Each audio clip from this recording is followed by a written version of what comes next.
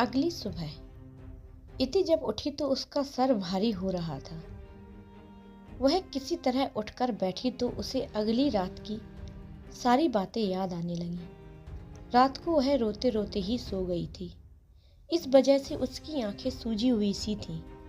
वह उठकर वॉशरूम की तरफ बढ़ी और फ्रेश होकर बाहर आई। नहीं नहीं, मुझे आज आदि से बात करनी ही होगी। वह इस तरह अब मेरे करीब नहीं आ सकती है। यह गलत है, इति ने खुद में कहा और तेज कदमों से अपने कमरे से निकलकर आदि के कमरे की तरफ जाने लगी। नीचे हॉल के सोफे पर बैठा राजवीर ने इति को आदि के कमरे की तरफ जाते देखा तो उसकी भौहें सिकुड़ गईं। उसने अपने फ़ोन से निक्की को एक मैसेज किया, फिर चुपचाप इतू के पीछे पीछे जाने लगा। आदि इस वक्त अपने रूम की बालकनी में खड़ा किसी से बातें कर रहा था। अभी अचानक निक्की उसके कमरे में आई और जाकर पीछे से उससे लिपट गई। अचानक हुए इस हरकत से आदि थोड़ा चौंक सा गया। उसने निक्की के हाथों को झटकते हुए पीछे मुड़कर देखा। तुम अपने सामने निक्की को देखकर उसकी आंखें गुस्से से लाल हो गईं। पर इससे पहले ही वह कुछ बोल पाता, उसकी आंखें दरवाजे पर खड़ी इति पर पड़ी, जो गीली पलकों के साथ उसे ही देख रही थी। आदि को समझते देर नहीं लगी कि इति निक्की को उसके करीब ऐसे देख लिया। वह निक्की को साइड करते हुए इति की तरफ बढ़ा। आदि ने कुछ बोलने के लिए अपना मुंह खोला ही था कि इति ने हाथों से इशारा करते हुए उसे रोका और नफरत भरी आवाज से बोली, बस आदि बस, आप अभी भी वैसे ही हैं। लड़कियों की जिस्म और जज्बातों से खेलना आपका शौक है, पर अब मेरे आपके इस शौक में शामिल होने का कोई शौक नहीं है। आप मुझसे दूर रहिए। शर्म नहीं आती आपको? कल ही आप अपने प्यार का मुझसे जिक्र कर रहे थे और आज? इति बोलते बोलते रुकी और एक नज़र निक्की को देखा और गुस्से से वहां से निकल गई। आदि उसे रोकने के लिए उसके पीछे जा ही रहा था, तभी राजवीर बीच में जाकर उसका रास्ता रोकते हुए बोला, नहीं आदि नहीं, भूल गए मैं कल क्या कह रहा था? तुम्हारा इति के करीब एक कदम तुम्हें उससे कोसों की दूरी पर जा पटकेगा। राजवीर की बात सुनकर आदि के जबड़े कस गए, पर फिर भी वह राजवीर को देखते हुए घूरते हुए चुप ही रहा। आदि को इस तरह अपने सामने मजबूर खड़ा देखकर राजवीर के होठों पर एक सातिर मुस्कुराहट फैल गई। वह आदि को ताना मारते हुए बोला, यू नो व्हाट आदि, तुम्हें इस तरह देखकर मुझे बड़ा मजा आता है। आदि आहूजा मेरे सामने राजवीर के सामने मजबूर में खड़ा हुआ, यह तो सिर्फ शुरुआत है आदि, अभी भी तुम्हें बहुत तड़फाना है। Just wait and watch. Raj ने इतना कहा और वहां से चला गया।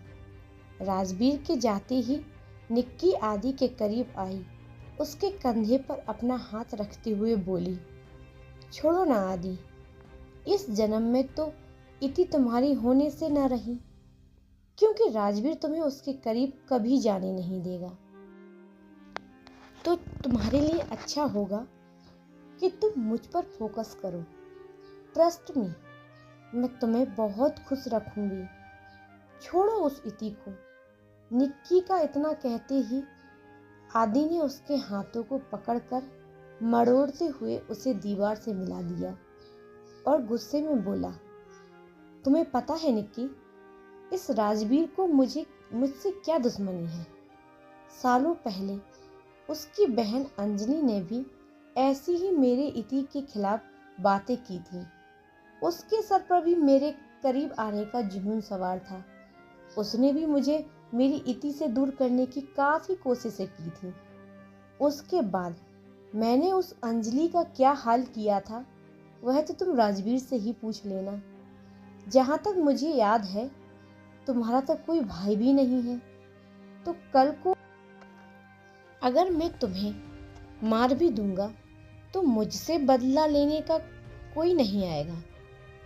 जो राजवीर के दम पर तुम जो इतना उछल रही हो ना, तो सुनो मेरी बात। आदि आहूजा को किसी के सामने झुकने की नहीं, झुकाने की आदत है। तो इस राजवीर का खेल तो मैं ज्यादा दिन तक चलने नहीं दूंगा। तो उसके बाद तुम क्या करोगी, यह तुम अभी से सोचना शुरू कर दो तो तुम्हारे लिए अच्छा होगा। वरना क्या पता बाद में मैं तुम्हें सोचने का मौका भी ना दूं।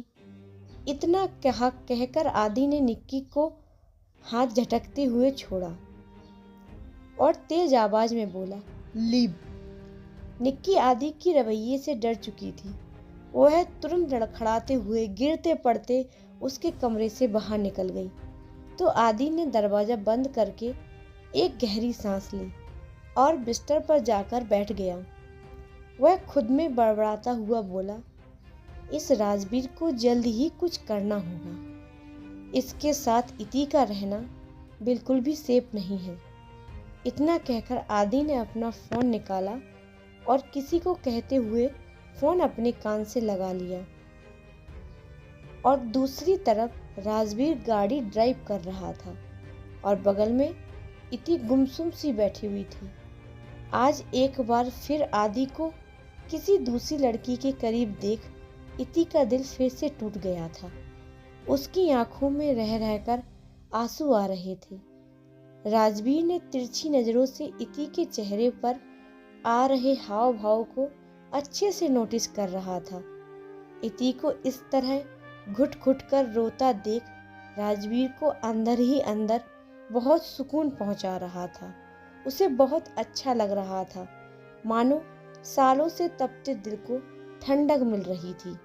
कुछ देर बाद राजवीर अपनी दूसरे हाथ से इति के हाथ को पकड़कर अनजान बनता हुआ बोला,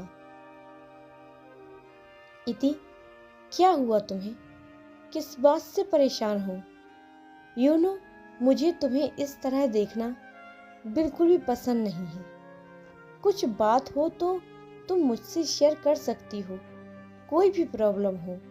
राजवीर की बात सुनकर इति ने खुद को संभाला और अपने चेहरे पर झूठी मुस्कुराहट ओढ़ते हुए बोली, नहीं नहीं राज, मैं बिल्कुल ठीक हूँ, डोंट वेरी, आप चिंता मत करो। बस आजकल काम का प्रेशर कुछ ज़्यादा बढ़ गया है और कुछ नहीं है। बस इतना लोड मत लो baby, you know how much I love you. मुझे तुम्हारे चेहरे पर हमेशा स्माइल अच्छी लगती है। तुम्हारा फेस मुरझाया हुआ बिल्कुल भी मुझे पसंद नहीं है, ओके? राजवीर अपने चेहरे पर बनावटी मुस्कुराहट के साथ बोला। इति भी हल्के से मुस्कुरा दी। क्या इसी तरह राजवीर आदि की मजबूरी का फायदा उठाता रहेगा? क्या इति की आंखों से गलतफहमी की पट्टी कभी उठेगी? यह इसी तरह राजवीर के हाथों से कठपुतली बन रह जाएगी। मिलते हैं नेक्स्ट पार्ट में। तब तक के लिए आप लोग अपना ख्याल रखिएगा। लाइक, कमेंट, शेयर करते रहिएगा। धन्यवाद।